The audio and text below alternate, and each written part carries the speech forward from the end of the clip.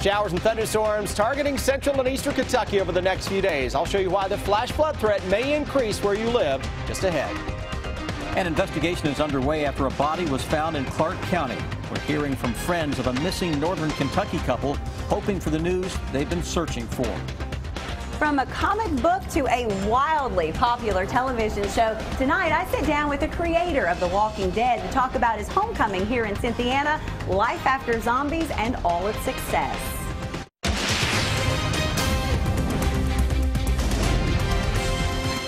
WKYT News starts now with First Alert Weather. Good evening and thank you for joining us. Andrea Walker and Sam Dick reporting. Amber Philpott is on assignment. More wet weather as we wrap up our work week. We are tracking more showers and storms moving across the region right now. A lot going on behind us right here, which is why our WKYT First Alert Severe Weather Day continues tonight. We begin with Chief Meteorologist Chris Bailey. Yeah, guys, we're going to see additional rounds of showers and thunderstorms coming later tonight and especially into the day on Saturday. And it's Saturday that we have the greatest risk for some local flash flood issues. Big complex of thunderstorms diving across western Kentucky, and some of those producing damaging winds and a ton of rain. Central and eastern Kentucky so far so good, catching a bit of a break now with some heavier rains around the Gravel Switch area, northern parts of Casey County. That extends back toward the west. Out ahead of that, around Lake Cumberland, a couple of isolated showers and thunderstorms beginning to flare up. Lexington Metro has just been steamy after the fog of this morning, but we will watch the northwestern sky. Still some isolated showers and thunderstorms into northern Kentucky. That stuff's beginning to weaken, but what it's been doing over the past hour and change, it weakens, it pulses back up, it weakens a little bit. So a shower or two is out there this evening into parts of the Bluegrass area.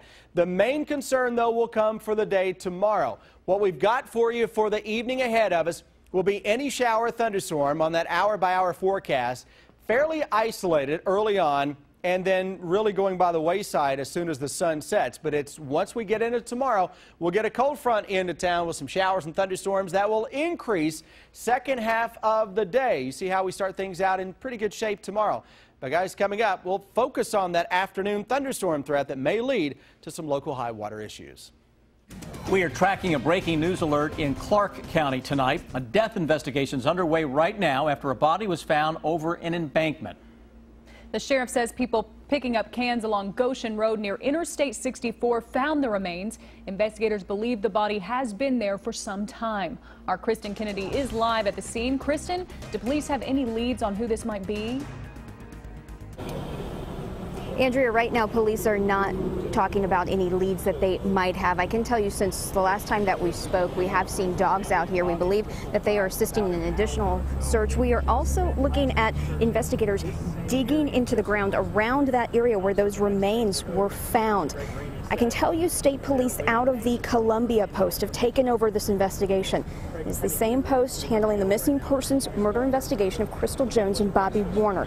The northern Kentucky couple has been missing for several weeks. Investigators have charged a man with their murder, but out here in Clark County, police will not say if they believe the body they found to be one of the two missing.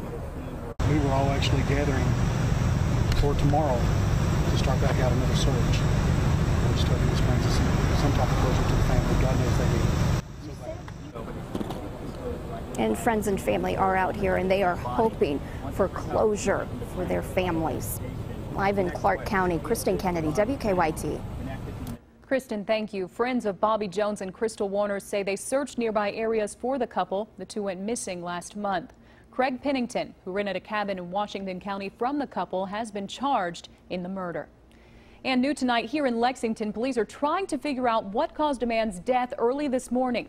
The Fayette County coroner says 66-year-old Robert Lee Boyd fell from a retaining wall at the Racket Club Apartments on Crosby Drive. Police found his body around 9 this morning. The coroner is calling the death accidental. She's accused of murdering her parents, but tonight she's out of jail. An Owsley County woman charged with murder was released from the Three Forks Regional Jail this morning. Lynette McQuinn was arrested in early May after police say she shot and killed her parents at their home in Boonville. Caitlin Setner tells us why jail officials released McQuinn. 2 days ago, a family moved onto Wilson Lane just outside Boonville. A lady had murdered her parents. That's the only thing I knew, and that she was in jail. Their home sits right across the street from where police say Robert and Ada McQuinn were murdered back in early May. Their daughter, Lynette McQuinn, has been behind bars charged with their murders, but neighbors were startled Friday. She came up and was ringing the doorbell. She was still in her jail outfit. As soon as I realized, we were both extremely nervous. Robbie Caught Me says the 48-year-old asked where her parents were, where her sister was, and then told her they needed to get out. Very agitated, very just all over the place. And she didn't know that her parents were dead?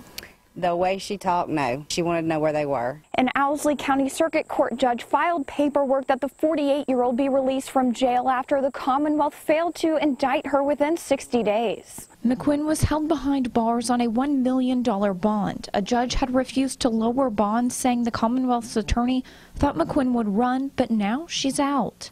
She should not even be out, in my opinion, especially out in the public and then back in the area where the murder was committed. We reached out to the Commonwealth Attorney's office asking why there was a failure to indict, but her office said no comment.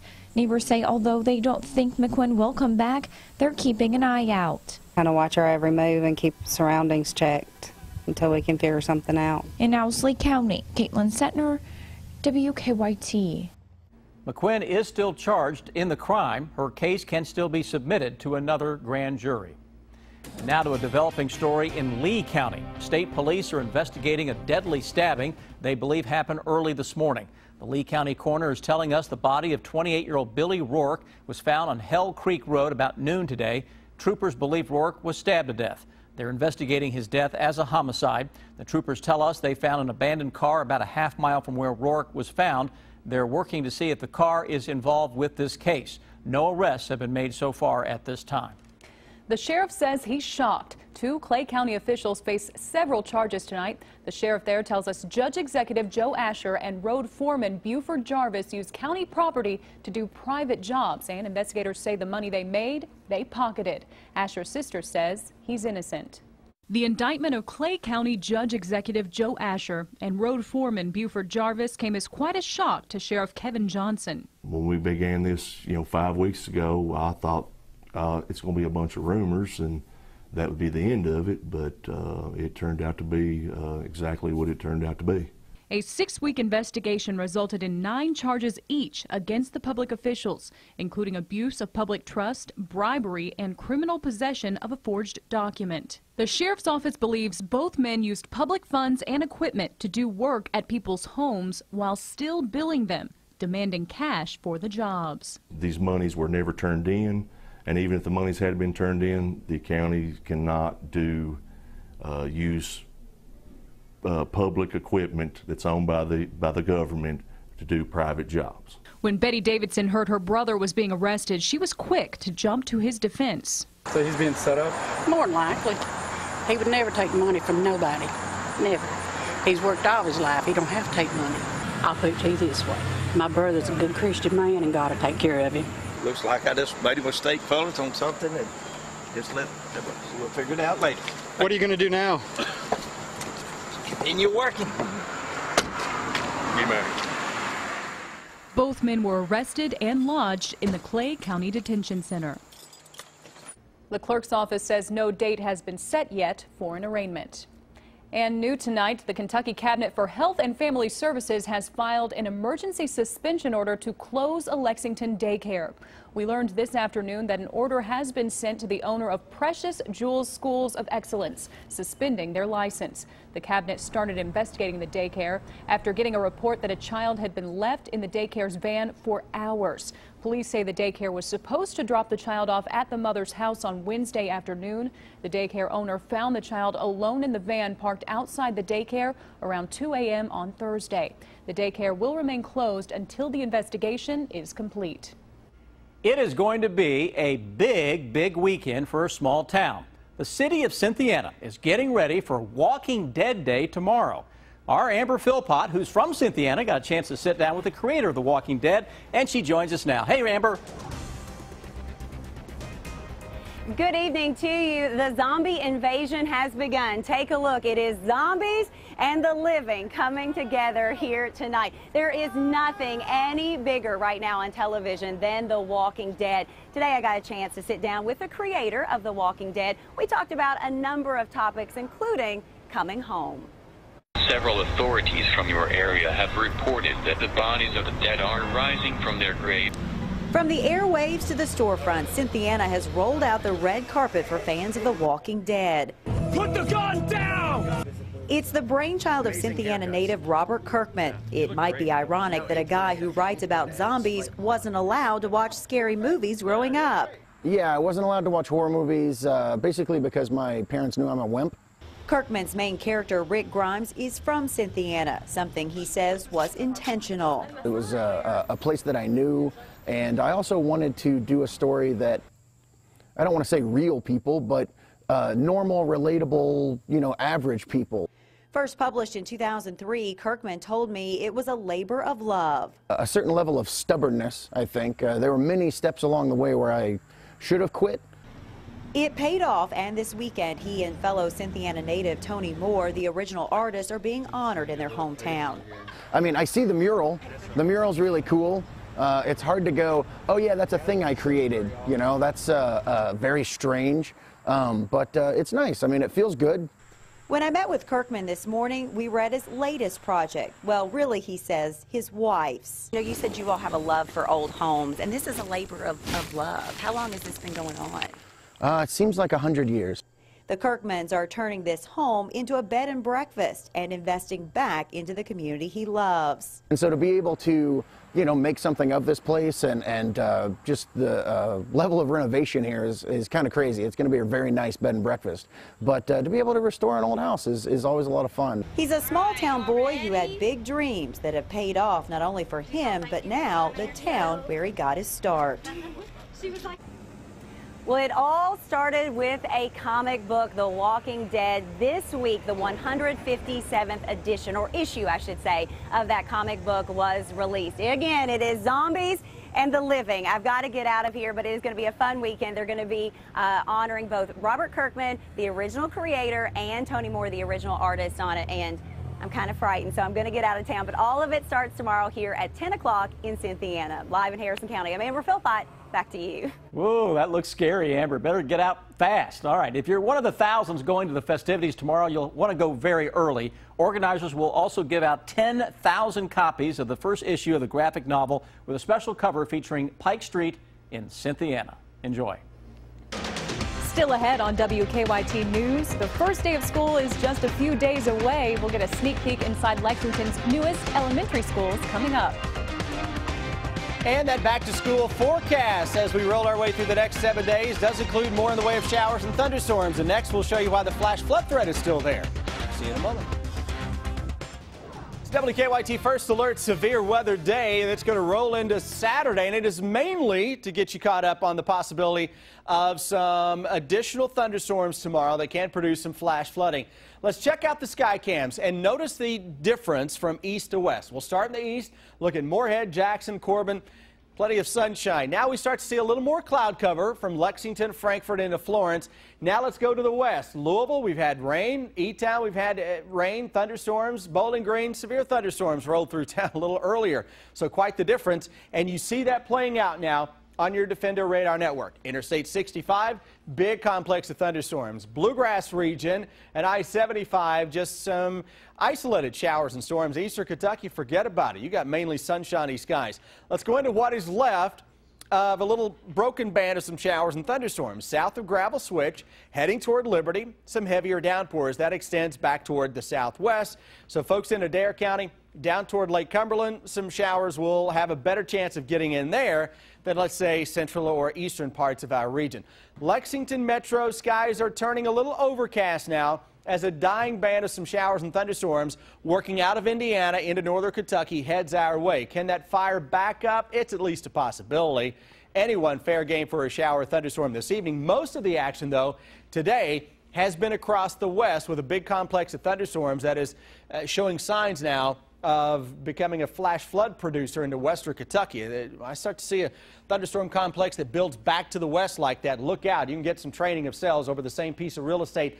That's my concern heading into the day tomorrow, this time a little farther to the east as this front dives its way toward the south and southeast. That's a heavy rainmaker coming up as we go into especially the second half of tomorrow and especially for areas south of Interstate 64. You have the greatest risk for seeing some local high water issues. Let's face it, you've been worked over. The ground has over the past couple of weeks and certainly in recent days. Hour by hour this evening, isolated. Hour by hour, 8 o'clock tomorrow morning, chance for a shower or thunderstorm. What happens, though, in a setup like this as that front presses in from the north?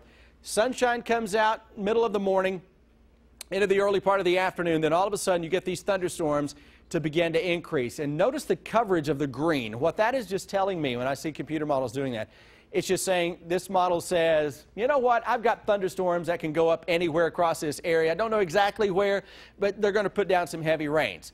So that's why we're calling tomorrow another WKYT First Alert Severe Weather Day with the possibility of some local flash flood issues across the southern half of the area.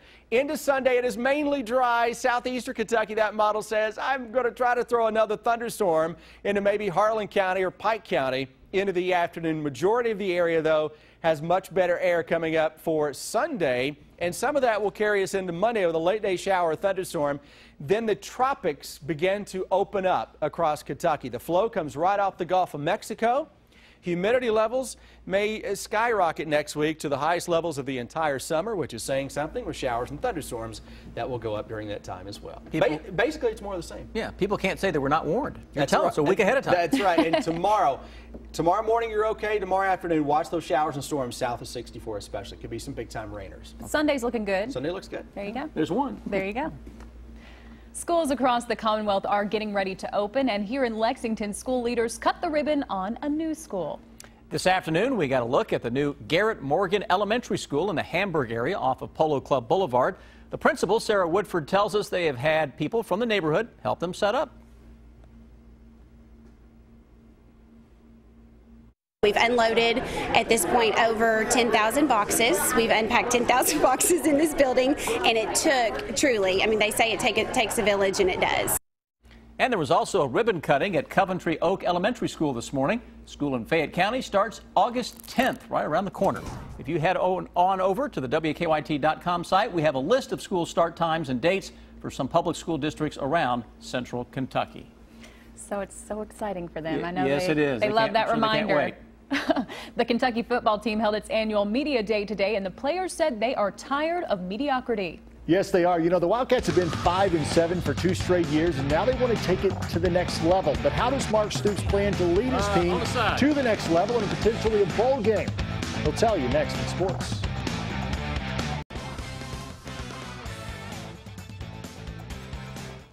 It was media day this morning for the football Wildcats, and Mark Stoops expressed optimism that his program has turned the corner.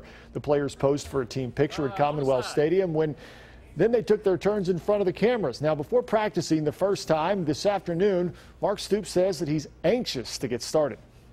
I'm tired of working on the broad strokes. You know, our team has the foundation to handle more, to practice longer, to have good detailed practices. We're physically and mentally, we're better. And that's what I'm most excited about. It gives us the opportunity to grind them. Guys don't want that same feeling of just going 5-7, going so close. Guys just want to, you know, get over the hump and get this program where it needs to be. Now, we heard from Drew Barker for the first time since spring drills. Barker's going into his 3rd season at UK and 3rd different offensive coordinator. He's the starter heading into the fall, and he says that he's better prepared this season.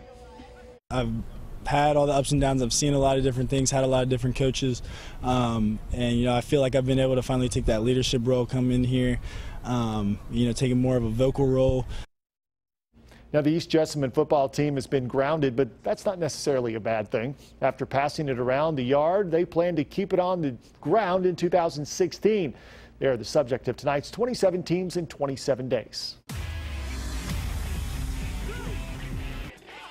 East Jessamine will be on the run this season. In this state, if you're going to win the games when the real trophies are handed out, you got to be able to run it. So we're kind of going with that philosophy. I think this team's built for it.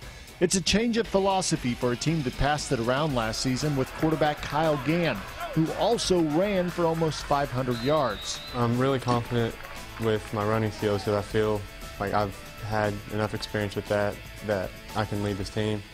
And throwing, I'm super confident in that too. And I feel like I can give teams a lot of trouble having both those abilities. We have a dual threat quarterback. We have a strong fullback in Aaron Fortenberry. We have myself, I could run the ball, and then we have a very fast wing in Phillip Williams. So you can't just choose one of us and stop our whole offense. East Jess believes they have the players to run straight downhill. We for sure have that style. We're a bunch of mean Jessamine County kids. We want to really see who the bigger man is every Friday night, and if you can't stop us, well, it's going to show on film. Mike Bolin also believes not only is it important to run the ball, it's important to stop the run on defense. You just have to take away the run, and that's been proven since the beginning of football. If you take away the run and you make teams throw the football to beat you, most teams, I don't care even if it's the New England Patriots, they're going to have a hard time doing it. And when we're better run defenders, then we're going to be in every ball game. And guys, we talk about the UK football season being close. The high school football season starts 2 weeks from tonight. Sam, Andrea, back to you. A final check of your first alert forecast is next. And then on the CBS Evening News, protesters blocking the path of the Olympic torch. Why they're upset with the city of Rio.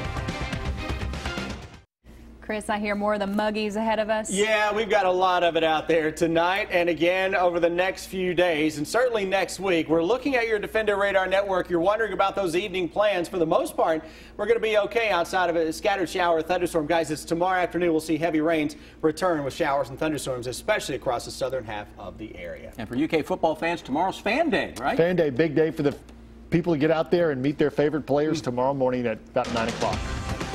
Early, but we can handle it. That's right. CBS Evening News with Scott Pelley's next. Thanks for watching. We'll see you tonight.